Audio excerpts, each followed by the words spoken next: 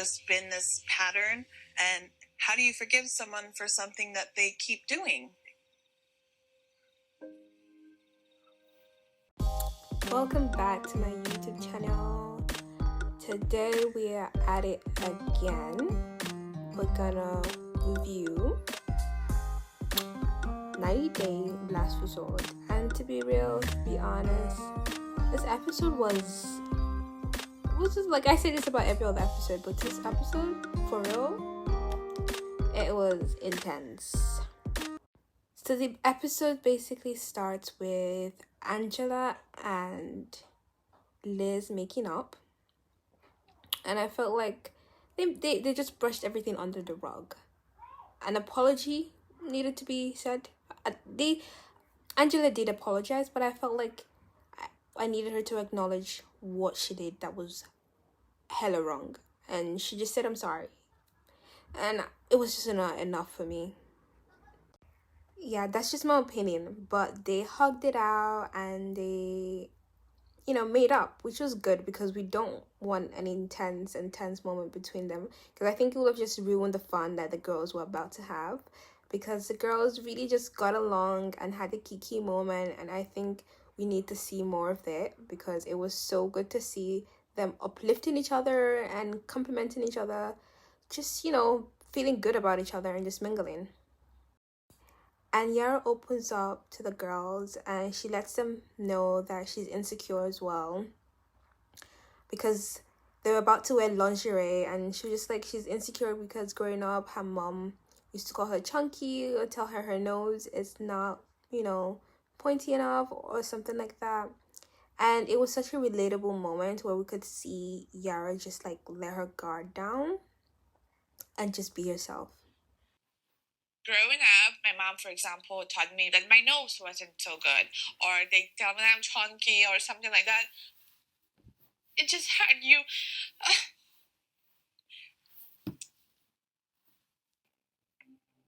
But then I grew up and still thinking sometimes if I gain 2 extra pounds, then I'm chunky. Like that's just something I can.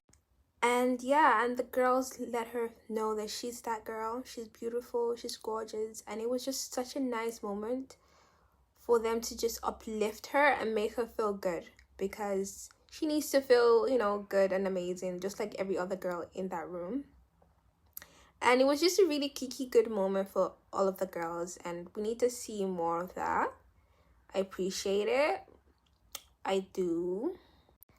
So Kalani was debriefing what happened the night before to what's his name, Ed, and I don't know how the conversation just turned sexual, and he was just describing like how he likes to do something to a woman that makes them whatever. Like, I don't know, Ed and anything sexual should not be put in the same sentence. Like, no.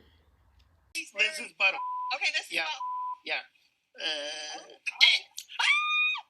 Okay, all the way in. Yeah. So I just made him throw up. You can't do that to me because I'm gonna throw it. Just do that. You can't stop. Everybody's throwing up. All they did was lick a butt. No more noises, please. No more sex talk. I licked a butt. Yeah, he definitely does not have it at all.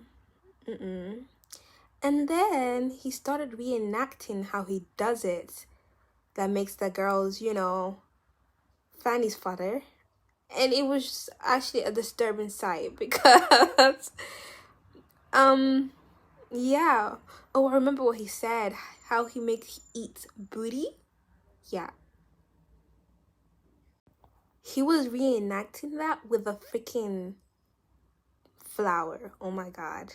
And of course everyone was so disgusted that Asuelo began to vomit, because he, like everybody else, does not want to imagine that. We didn't need to see that. He should have kept it to himself, just him and Liz, because nobody want to see that. No. And everyone was just kind of disgusted. I mean, everyone was disgusted because I was. He does not have the appeal. He definitely does not have the appeal at all. He don't.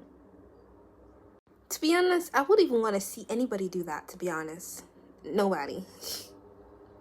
The couples do the Kama Sutra, and of course, Kelly and Molly are disconnected again, and they have like a rift that he has to walk away because they're just not in touch and not in love.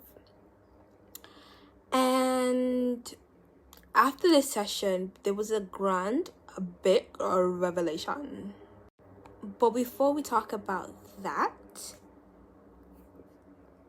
Angela was doing too much. So she had a dummy to replace Michael, and the dummy was not, whatever. And she was really doing the most with the dummy. Like, she was going over the top, and it's really like, is this woman for real? Is this woman real? Because a weirdo. Because why are you doing that? You're doing the most, woman. You're doing the most. Get your life. You're doing the most. So the grand revelation is that Asuelo has been cheating on Kalani throughout the relationship. And now it all makes sense why Kalani is so disconnected with the relationship. She just doesn't want it anymore. Because disloyalty is unattractive. And, like, he has no, like, discipline, which is also very unattractive. For you to be cheating all the time?